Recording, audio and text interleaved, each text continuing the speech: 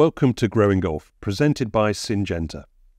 My guest is Jim Croxton, Chief Executive of BIGGA, the International Association for Greenkeepers. Jim talks about water as the single biggest issue facing golf courses today and a ticking time bomb for some 60% of UK clubs who are partly reliant on mains drinking water for irrigation. He also speaks about the ongoing pressures facing greenkeepers, 1 in 7 of whom are likely to be suffering mental health issues, and the tragic loss of 5 superintendents to suicide. Jim also shares his remarkable personal story of growing up on the golf course his parents bought when he was a child. Jim, welcome to Growing Golf. Great to see you. Good to be here. Thanks, Gary. Now, you've come from, we're at GCSAA, but you've just come from BTME in Harrogate. How did that go? We had a great week. I have to say I was slightly nervous because 2023's BTME was brilliant. Everyone said the best ever, but we knew a lot of that was the first time back feeling. It was the first real show since the pandemic, and we had great numbers and everybody loved it, really good vibe. And we worked really hard as a team to make sure that we could try and not go backwards from there. In actual fact, we went forwards. We had increase in numbers education. We had our record numbers education. That's really strong now. Our conference element of BTME is massive. We even managed to just increase on visitor numbers. It was like small, we were like 2-3% up. But the first day of the show, the Tuesday in particular, was really strong. And it's a nerve-wracking time for me. I've got 150 companies in the room that have paid us money to exhibit, and they're looking at us to deliver. And you kind of walk through mid-morning, mid-afternoon to go and see how people are, and I was getting smiles and waves, and people were happy. It's the only thing work-wise I ever have dreams about. I dream about walking into the halls in Harrogate and them being empty. Weird. Almost every year in January I have that dream, and I did it again this year, and to walk in and see it buzzing was brilliant. And it's a really important week for the greenkeeping industry, particularly UK, although we have good numbers from Europe. It's the start of the year for us. It's the start of the year for them. I have this old phrase that people arrive in Harrogate with problems, they leave with solutions. And those solutions are found either in a conference session, in a classroom, in the exhibition, or sometimes literally in the pub in the evening, chatting with their peers about what it is that's bothering them, either the agronomic challenge or maybe even just the personal challenge they're facing, and seeing people leave, usually tired, sometimes hungover, but actually leaving better than they arrived. I believe it's the most influential event in UK golf for the golfer experience. We do something around 6,000-7,000 hours education every year, equates to 2 or 3 hours per facility in the UK. So it was a great week for us. And what's the feedback? What's the situation post-pandemic? We know that demand for golf has gone up.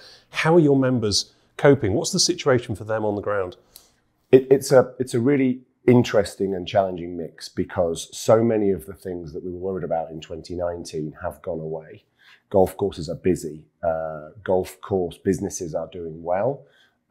There is much more buoyancy around the club budget and the ability to look at more long term. Some of that has had to happen. Some of the supply chain issues that the pandemic induced mean that people are looking 3 and 5 and plus years ahead now in terms of their machinery spending and looking around irrigation upgrades, for example. So a lot of our members are really excited about having the funds to do their job.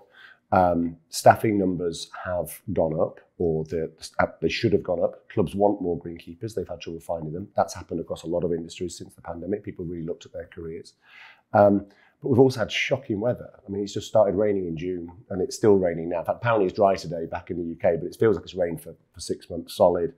And because the golf courses are busy, the balance between golfer expectation, which rises every year for all sorts of reasons, and what they're able to do despite the higher budget, is always just as difficult. So in many ways, it's as difficult as it was in 2019, but it's a different set of challenges. It's trying to get really big projects done, installing irrigation, new tees, bringing in new equipment, training staff, maintaining great high standards on a busy tee sheet. And it's something that I think our members love. They're much happier facing maybe some of these challenges than they were facing the ones they had back in 2019. You and I would know golf clubs in the UK that were on the brink of collapsing in 2019, early 2020, and are now strong and solid 3 or 4 years later on. I believe we've kept pretty much all the 2 million new golfers or returning golfers that came to the UK golf. So it's still difficult. And as you all know, in this particular discussion, the tools, so the mechanical tools and the data tools and the technological tools get better every year. But some of the products that our members have traditionally used to maintain the turf in particular are getting harder to get to come by, are being removed from the market, having different pressures on using them. So our members need to educate. They need to keep growing to sort of stand still. We'll come on to some topics around sustainability, and because golfers still want those conditions, don't they? And we're in Phoenix, Arizona this week, and we kind of look enviously on the conditions out here. But of course, things like water have been a hot topic here, hot being the operative word. But we'll come back to some of that in a moment, because one thing that you and I share is that we both, in one form or another, grew up on a golf course.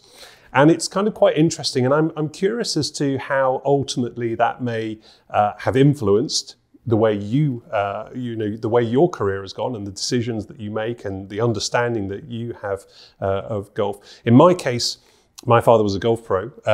I didn't live on the golf course, but I spent my summers there. So I particularly summer holidays, I was in and out my dad's shop the whole time.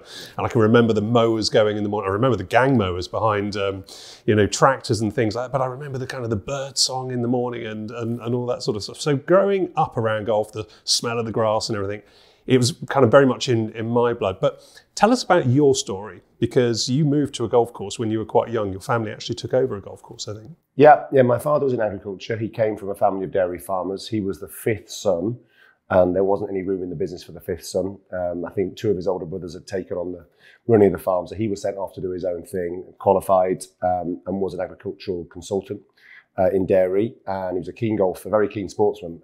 In fact, he was a much better sportsman than I am, which was always a bit of a blow to him as much as to me. Keen golfer, and he joined a club in the Midlands in England called Cold Ashby. It was very, very, very new. It only just opened. I think it opened in 1974, and he joined it, I think, in 75. It was a converted piece of farmland. It was right at the start of that happening in the UK. It was a company sort of saw a niche. And they did some things well, but they then tended to fail. So I think the 3 or 4 businesses they opened nearly all went into administration. And in early 1978, which dates me because I was just coming to 6, the club that he was a member at, Cold Ashby, was put into administration. And he went to play one Saturday, and there was a sign on the notice board, and it said golf club for sale, or the lease of the business was for sale. And the way that my parents tell the story, my dad came back on a Saturday afternoon and said, golf club's up for sale, should we buy it? And my mum went, yeah, that sounds fine. And they had no money. They had no money, no experience. And so they looked into it, and he went to the bank and was told that if he sold his house, he could raise £11,000. And so he spoke to the administrators, and they wanted, I think, 75 or 100,000 for this business, which wasn't worth that. And he said, I've got £11,000. And they kind of laughed at him and said, well, that's nice, and kept his number. And they came back to him a few weeks later. And as we know, when a business is being run in administration, it costs a lot of money, and they want it away quickly, and it wasn't going. So not long later, it's now down to 50,000. I've got 11. It's now down to 25. I've got 11. And they rang him and said, we would take £15,000. And he said, I've never had more than 11,000. It's what I've still got. They said, done. And we used to reminisce and wonder whether actually if he'd said he got £2,000, he might have got it for that as well. So we sold the house, and we moved onto the golf course in December the 12th, 1978. I was 6 years old. My brother was 3. And we moved into the clubhouse. For a couple of weeks, we slept in the changing rooms. They were closed for that period. And then my dad brought a caravan, like a static caravan, which we as a family lived in. It felt massive. I look back now, I see static caravans. We lived in that for 3 or 4 years, and then he built a house eventually on site. And that house remained his until he died in 2020, and we sold it at the end of that year. So Croxton's lived at Cold Ashby from 78 to 2020. And it was literally, I lived either in the clubhouse or next to it or just 50 yards away in the middle of the golf course. The clubhouse is right in the centre. And it was my playground when I was young. I tried golf and wasn't very keen young, but then it was a playground until I was probably 12, 13. Then my dad started setting me to work, so anything. And across the next, I guess, 10 years, until I probably went and got a real job, I literally did every job in the golf club, from cleaning toilets, working in the pro shop, working in the kitchens, the bar. I used to love being a barman. I was a good barman. I could have had a career in being behind a bar. I was handicap secretary. I did work out on the golf course, particularly summer holidays, so I have a different summer memory to you, because it was outdoors, but it was outdoors helping the greenkeepers. I never claimed that I was a greenkeeper. I had no training. I was some labour that helped the greenkeepers out. But I was just reminiscing the other day. We were playing a wonderful golf course, here in Phoenix. And I was saying that my favourite thing on Friday mornings, I'd be sent out with a rake, if it was dry, if it had been wet, a rake and a shovel, and we'd go and do all the bunkers. Me and another guy, it would probably take 2 or 3 hours before break time, just walking the course, raking the bunkers, making them look perfect, shoveling them up if it had rained. And I don't think I was ever happier. It was a wonderful time. I then did one winter on the golf course. That was a lot of fun. You know, so I remember the winters. I remember kind of coming out of the shop with my dad. Maybe it was 3:30, 3:45, you know, and it was already dark, and no one had been there all day anyway. And so, you know, Dad's business wasn't, from the shop basis, wasn't selling much in the winter. But I just remember this cold silence, the sound of the air crossing. But you know, kind of, yeah, remarkable experience though. Wonderful, and it never crossed my mind that I'd get a job in golf. Never crossed my mind. I went to school, did pretty well in school, got good A levels, went to university, studied astrophysics as you do, and went through that, somehow scraped through a pass in that, well, a bit more than a pass, but not a great grade. And I came out and I went back to the golf club and worked there for a summer, which was needed. And as the autumn came around, my dad said, "You're going to get a job then?" I was, I hadn't really thought about it, and I hadn't really given it any thought at all, and applied for a couple of jobs in sport. Nearly worked for Northamptonshire Cricket Club, but didn't quite get that role, one or two other things. And then I saw a job advertised in the old Golf Illustrated. You and I remember that magazine. It was the Bible at that time, to be a tournament controller with the PGA. I applied for that. I didn't get the first one I applied for, but they moved me to see if I could work in the north of England, and I got that job. And my stepmom said to me at that time, "I always knew you'd work for the PGA." And I'd said, it had never occurred to me. And so I started that in 1995, and then I've been in golf for the ensuing nearly 30 years. So only 2 employers, 16 years at the PGA, and now nearly 13 with BIGGA. Just going back to that moment when your parents acquired the golf course, the golf club, what was it that they saw that they thought, did they think we could do this better, we could make it work? Because it had already failed. So what made them think that they could make it work? My dad, he told me later in life, had always dreamed of being an entrepreneur. That was his thing. He wanted to do something on his own. He felt there was an understanding of the land management, because of his agriculture background, that he could add. My mum was really good at kind of front of house stuff. She was very good. She'd worked in shops, she'd worked in restaurants. She really got the whole kind of people, customer service thing. I don't think it was a particularly clever idea, but they made it work, and they struggled for the first 2 or 3 years. But of course, we then basically had a golf boom. If you think back, starting late 70s, the game was beginning to grow, but Ryder Cup around sort of 81, 83, then of course 85. And that was happening just down the road from you at the Belfry as well. I went in 85 as a 13-year-old. We parked about 50 yards from the first hole. I mean, you think about what getting into Ryder Cup is like now. Incredible. But we were starting to see, you know, Seve playing well. He was our Arnold Palmer, wasn't he? He ignited golf in the UK. There was Faldo, there was Woosnam. Woosnam actually was invited. He came and opened a new set of back tees at our golf club. I can't remember the year, but he'd only just kind of made it. And the business just took off. And as we got towards the late 80s, it was a pretty strong business, thriving business. And then it had its ups and downs, and towards the end was pretty difficult because the game went through a decline with other challenges. And it's a pretty rural golf club. Didn't have the chimney pots that you perhaps need nowadays for a business like that.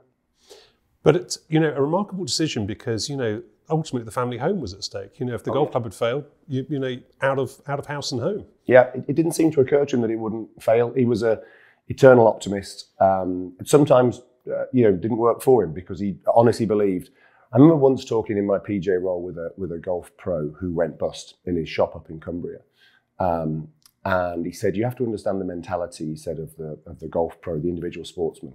When we drop a shot, we just think it's okay, I'll birdie the next. That's the attitude you take in.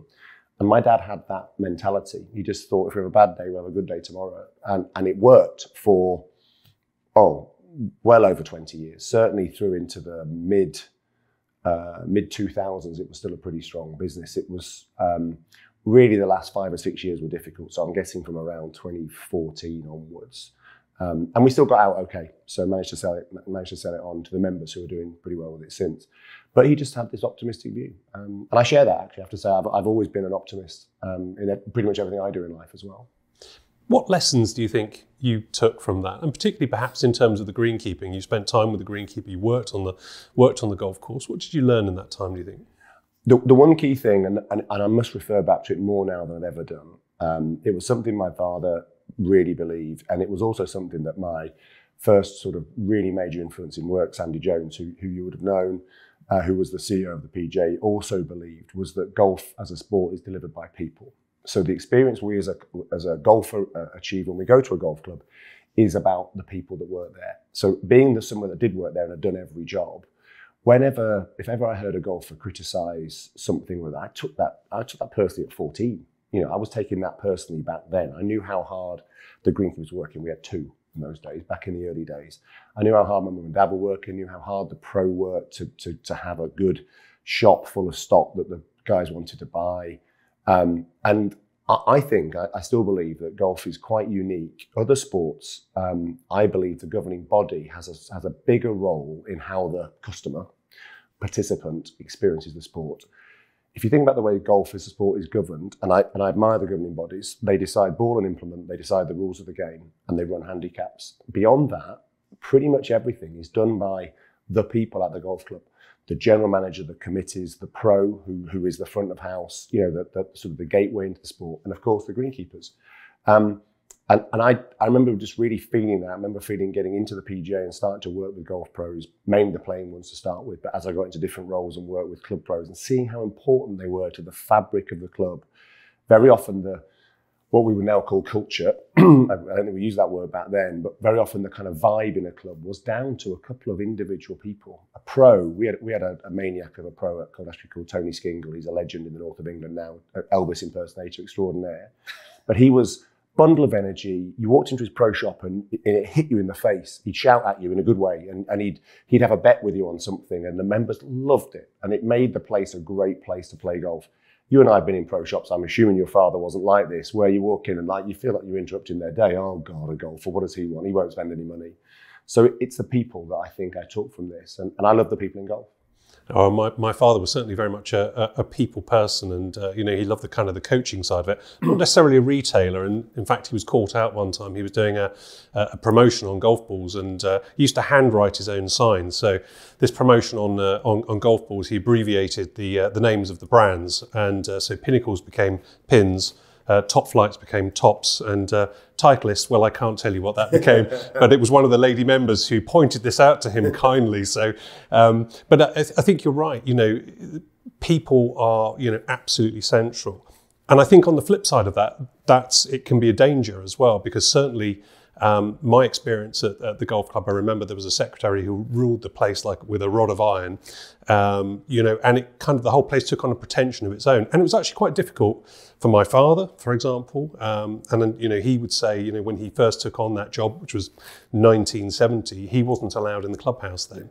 The greenkeeper, I don't think, was allowed in the clubhouse until probably the mid-80s, and was kind of very much kept around the back. But even as a junior golfer, I remember some of the members, and there were some World War II veterans there, some amazing people, Spitfire pilots, and I remember one of them was quite a sad character actually, and I remember him turfing me off the 10th tee, saying get off this golf course, and I remember kind of going back to my dad's shop, almost in tears, thinking I might not ever play again.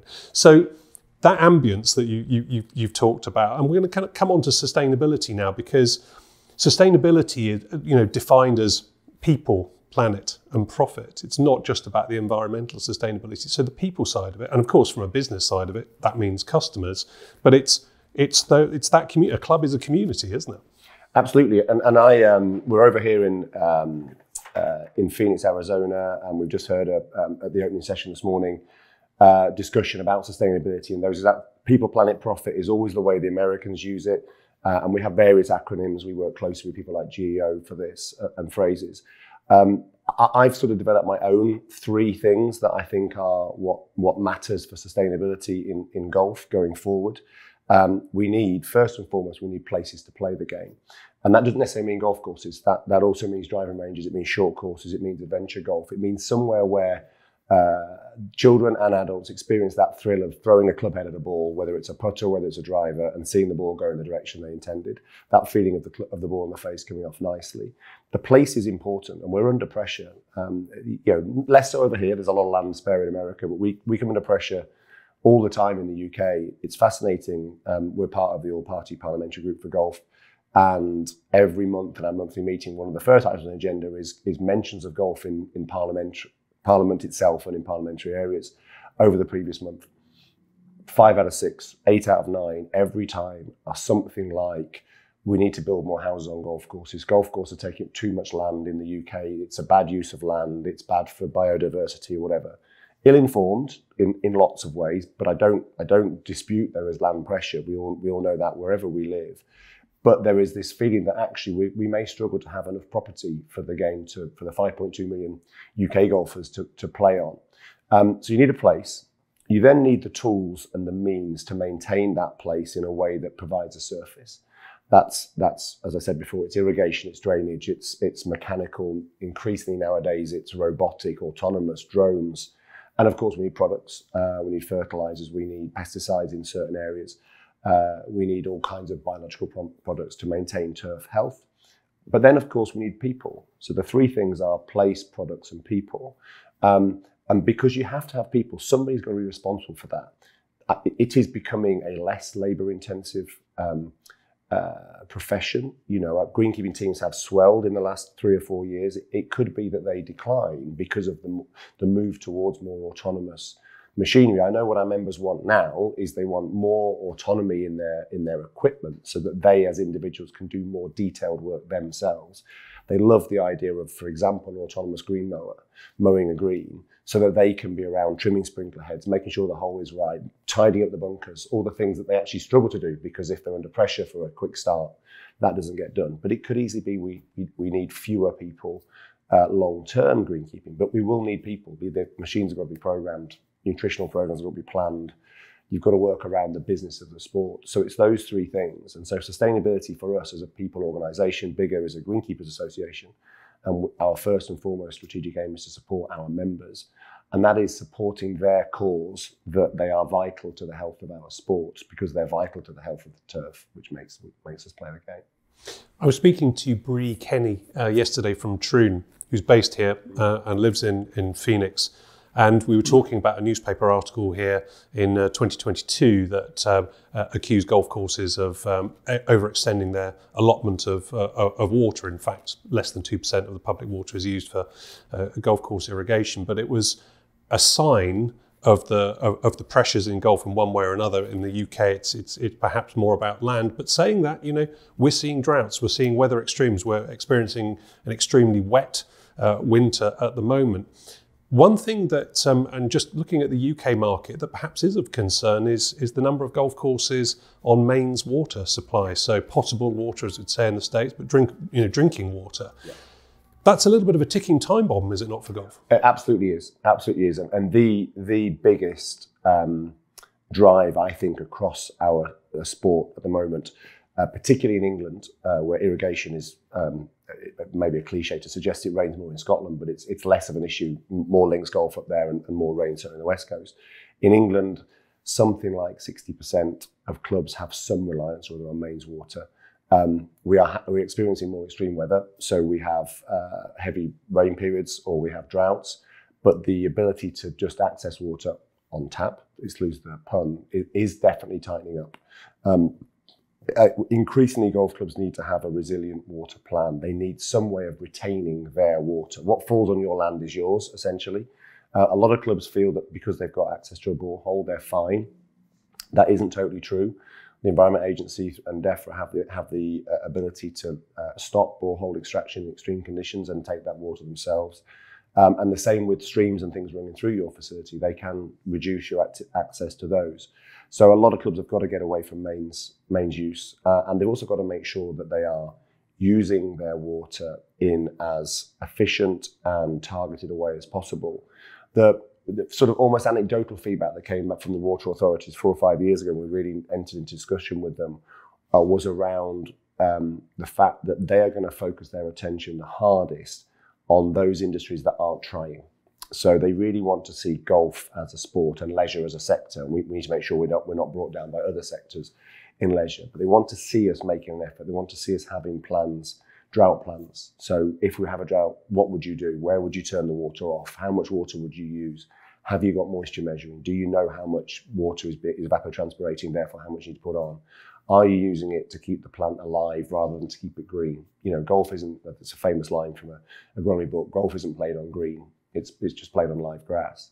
So we need to make sure that clubs understand that they have a plan, they invest in reservoirs, they invest in rainwater harvesting, whatever that may be, and equally they invest in efficient irrigation that works, and having the ability to use that in as controlled and targeted a way as they possibly can.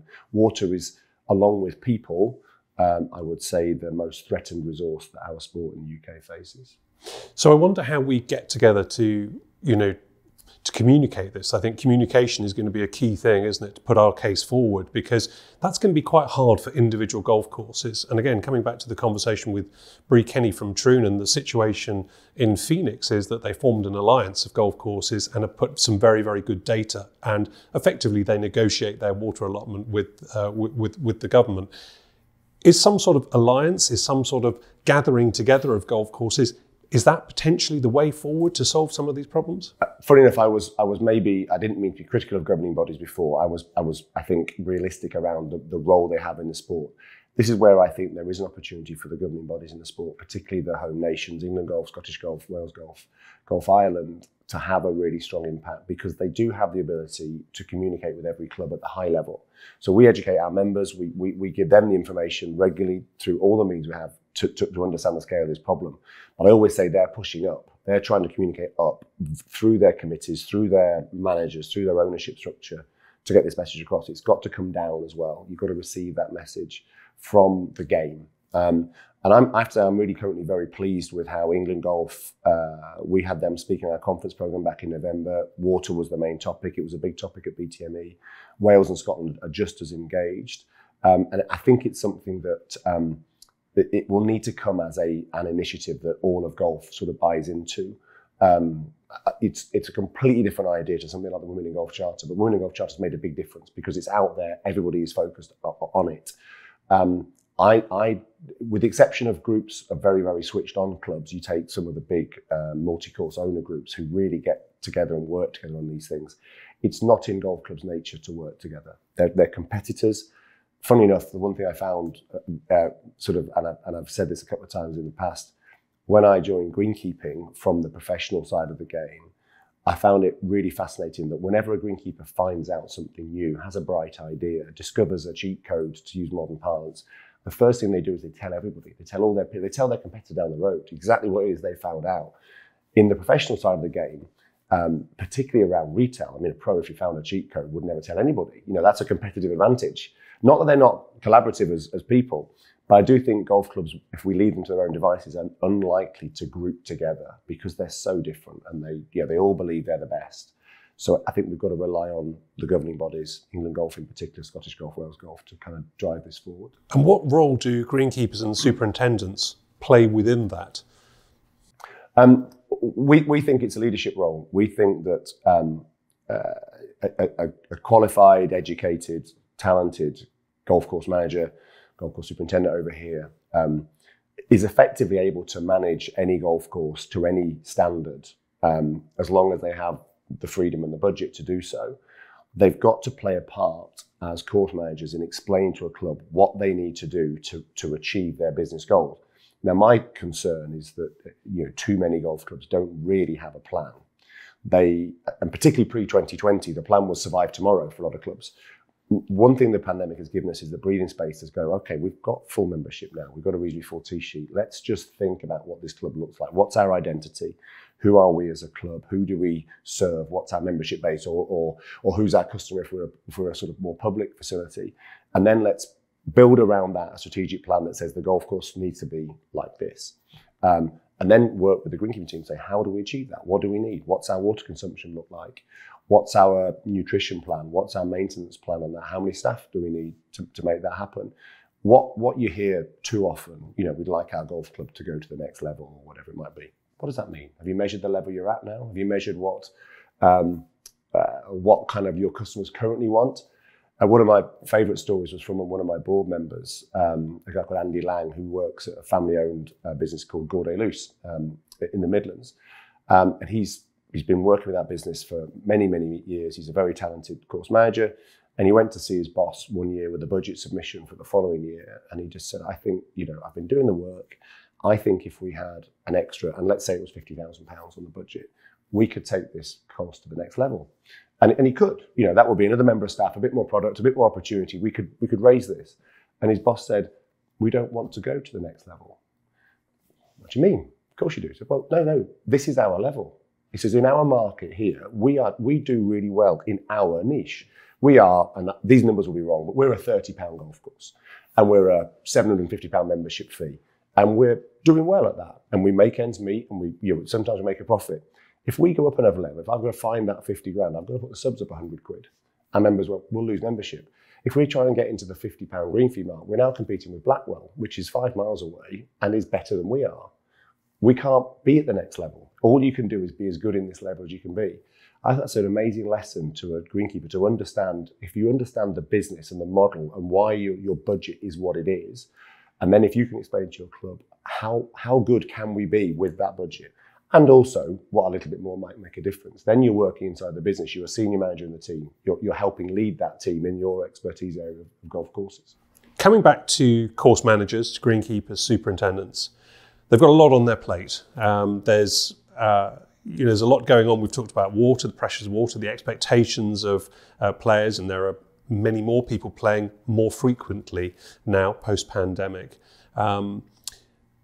You've done some research into the challenges that people in the turf industry are facing, and frankly, some of the mental health and emotional well-being fallout that there has been, particularly, it seemed to become a heightened thing in the pandemic. But of course, it's always been there.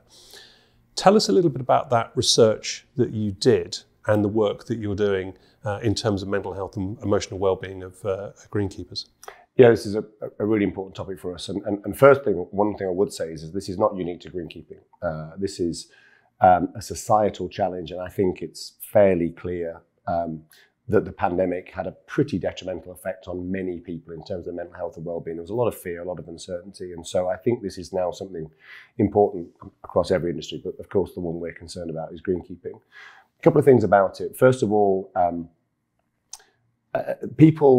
it's not one of those careers that people sort of aspire to from the age of 5, unless their parents are greenkeepers or whatever else it might be. We're trying to change some of that by making the profession more visible. But a lot of people come to greenkeeping through unexpected methods. They fall into it. It might be a work experience. They might play golf. They might just end up and see a job advertised. And some actively seek a career which is away from the worlds in which we find ourselves, sitting in nice environments with ties on in offices and whatever. A lot of our members have sought the kind of sort of solitude and open spaces of greenkeeping. It's wonderful working outdoors. We discussed it earlier. But people want to do that. They choose that because they don't want the other things. And of course, the higher up the ranks you go as a greenkeeper, the more likely you are to be called off the golf course and into things which you are less comfortable with. You may not be a natural communicator. You may not be a natural computer person, for example. So we've got a group of people in our industry. It is still horrendously male dominated. We're still at 98+% of our practitioners are male. And we have a susceptibility within that for some kind of mental health challenges. So that's one of the unique things to our sport. It's then also, the one thing that I found fascinating moving into this side of the industry was just how passionate our members are about their piece of land. They all call it my golf course. At my course, and I wouldn't let that happen at my golf course or whatever it may be. It's very personal to them. If you insult a golf course, even accidentally, to a golf course manager or a greenkeeper, you might as well have called their children ugly. I mean, it really is personal. This is something that matters to them. And in fact, I don't think golfers understand how passionate greenkeepers are about what they do. I've never really met a greenkeeper who is less passionate about the condition of the golf course than the golfers are. But most golfers would think it's the other way around. They think they care more. interestingly, and this is something that is really important going forward, is that we need our members to better understand what it is that the customer is passionate about, because very often it's different things. Our member is really focused on the health of the turf. The golfer wants the ball to roll smooth. It's so sometimes those two things can be compatible. You don't have to sacrifice one to achieve the other. The other thing is that it's getting harder. It's getting harder for the reasons we've chosen. We've talked about. It's also getting harder because the climate is getting so severe, and expectations in all walks of life rise and rise and rise and rise. And a big problem is there's no outlet, because you're not working in a big hierarchical structure. Golf clubs, as a rule, haven't got a wellness or health and well-being person on the team. They probably haven't got, in most cases, even HR, someone you can go and talk to about how you're feeling. And then there's also the kind of slightly macho thing. The course manager in particular mustn't show weakness. He's got a team to lead. He feels responsible for those people, he or she. We did the research. We knew there were some problems out there. We were pretty shocked by the actual findings. If I wind back a few more years, we began a mental health initiative around about 10 years ago now, 9 years ago. And we did some pilot workshops, and we gathered together around 25 Greenkeepers course managers into a room. Funny enough, the first one was at Gordeloup. I mentioned it before. And the presenter was an expert in mental health, and he asked a question of the group, and he said, how many people in this room now have experienced mental health, stressful sort of time through work? And quite a number put their hand up. And I was reasonably okay with that, because we knew some of the audience we'd asked to come were people that had expressed already they were struggling with their health. Then he's asked a sort of follow-up question. How many of you, have got someone close to you that is suffering in your team, whatever? And every hand went up but mine. And I was really shocked by that. This is rife. Our survey showed that 85% of people surveyed were concerned about their own mental health or that of a colleague, and concerned enough to put that in the survey. That's a really big number. It is a big number. It is a big number. The average Greenkeeping team is perhaps 7 people. So, it could be that it's only 1 in 7 that we're worrying about. Realistically, I think it's probably more.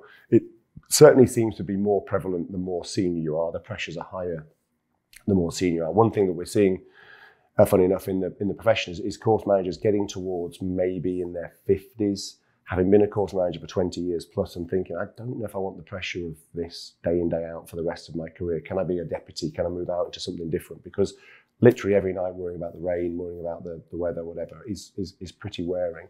So it was clear we needed to do something about that. As a member organisation, we had to try and show some support. It matters to us. We've got it's called the Lifestyle Counselling Helpline, but it's basically stress and debt helpline, which is really, really strong. Probably not as used as it could be. We've done a number of mental health initiatives. We've made it now part of the fabric of our education programs. But we think there's three elements. It always seems to be a triangle, doesn't it? So there's 3 elements to this. First of all, we've got to have the right signposting. For somebody who is suffering and struggling, we've got to move them to the right thing, whether it's their GP, whether it's to helplines, whether it's to support in other ways. We've then got to educate people to better handle the stresses so that they don't become as susceptible to it. And a lot of our education program now is about managing yourself, managing with well-being in mind. And then thirdly, and where the sort of broader point, and probably the purpose of something like your activity, is around helping the game of golf understand the pressure it is putting on to our members. Unknowingly, it isn't the plan. Golf doesn't try to make greenkeepers stressed, but it happens, and we need to make people understand that the expectations that they require, or just the kind of the way a golf club is structured, can be pretty damaging for mental health in certain places. What sort of scenarios have you seen? What sort of stories have come out of this? The whole range. Very sadly, we've had, in my time, I think we've had 5 suicides of members. Now, suicides. Now, I am not saying for one moment that they killed themselves because of their employer, their golf club. What I'm saying is the mental health of some of our members is at as low as it can possibly be. Tragic. We once received 2 calls on one Monday morning. By 9:30, I heard about 2 people that had killed themselves over the weekend, both at very high-profile facilities, both pretty unwork related, but incredible for the greenkeepers left behind. Incredibly difficult. So it is the full stretch. But the other thing is as well, it's about even at the very beginning of this, it's the lack of productivity that ensues. It's the worry. It's the impact on health and sickness and what that means to the golf club. So we see the whole thing. Sadly, we've got a reasonably high profile. I won't mention the name, but a reasonably high profile member from within our structure off sick. I don't think he'll go back to work again. And this has all come down to really, in this particular case, a change of Greens committee, a change of Greens chairman. And I used to think, wrongly, I believe, that somehow these people were bad people. These people are coming in and putting this pressure onto Greenkeepers. And they're obviously idiots. There's obviously something really wrong with them. The more I've spent time with our members who've been under pressure and actually engaged, I try to, where I can, try and support directly, it's often very well-meaning people who don't understand the impact of their actions, and their actions are not conveyed very well. But that can be, to somebody that's perhaps been in a role for a long time and has had it a certain way, just suddenly everything changes and everything comes in and changes, can be really, really difficult. And I say we're supporting as best as we can. My colleagues are supporting this individual. He was pretty much on suicide watch for the first few weeks of this. It was very, very challenging. And as a member association, we know our members. We know them personally. When they phone up, my team that handle all of that sort of stuff, I'm like, oh, hi, Gary, how are you doing? How's your dog? I know you got a new dog a few weeks ago. How's that going? That's how we are. So when a member feels the pressure, we kind of feel it too. It really, really influences the team. So one thing we've really tried to focus on over the last 12 months and will continue is mental health first aid. So we're delivering free training. It's a 2-day course, accredited course, free of charge for members. Pretty much any member who wants to do it. And our dream is to have a mental health first aider in every club. That'll take a little while. Take-up has been initial interest, huge, really, really interesting. Actually saying, will you come and do a 2-day course? I think there's still some stigmas around that. People also thinking, it's 2 days away from work. What will happen to the golf course? But those that have taken it their feedback is incredible. Their understanding of what to look for in their colleagues and how to reduce certain pressures and to create the right environment such that those mental health pressures are not as strong. So we're committed. We've got a big pot of funding that we want to use on this. Nothing's bottomless, but this is a pretty big chunk of money that we can use to run these courses. We've engaged a couple of companies that are delivering these for us, and we think it's really important. Comes back to your earlier point about people running golf clubs, people in golf clubs, and it feeds into sustainability. Yeah. And I wonder, looking back, going all the way back to that time when you were growing up on a golf course, I wonder what the community was like between the people that were working for your family. Were they extended parts of the family in some ways? Absolutely, and in fact, to the point where that was probably a failing towards the end, as the business tightened up again. My dad was so loyal to his team of staff. They were like family members. And I remember chatting sadly, my dad was pretty poorly for the last year or two of his life. And a lot of the staff stayed with the business when they knew it was struggling. And I had some pretty emotional times there when, we're only still here because your dad, we're only here. We don't want to leave him. We don't want to leave him in the lurch or whatever else. And in fact, the right thing probably for them and us was for them to go off and do something different and what have you. They were incredibly loyal, but they were treated like members of the family.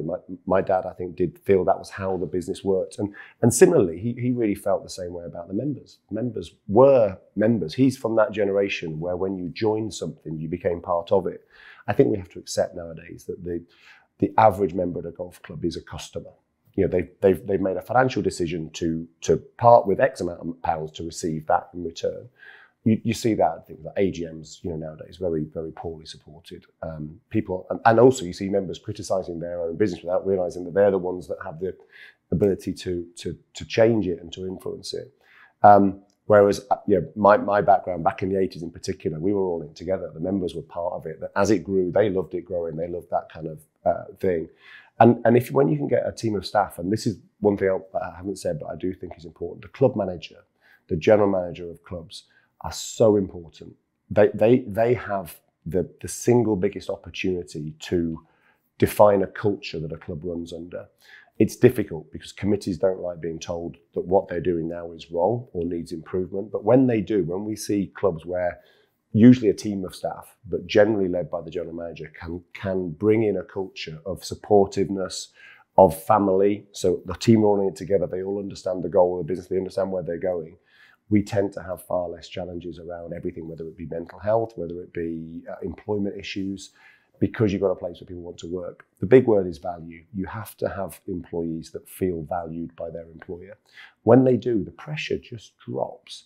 And all that's then left is your own pressure, how hard you want to work because you want to be the best, because you want to do it for the people that you know value them. It's why we do things like Thank a Greenkeeper Day. In September, we work very much close with the GCSAA.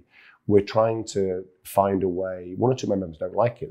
I don't want thanks. I want more pay or whatever else it might be. We're saying, well, you know, the journey to you guys being respected for the professional role you play starts with the golfer understanding that you even do it. You know, that what goes into it. So we do quite a lot of work to try and make golfers understand, make clubs understand. We see some lovely stuff where clubs, you know, are buying the whole team a real slap at breakfast on that day and saying, thanks for all you do. Great sort of messages coming in from golfers.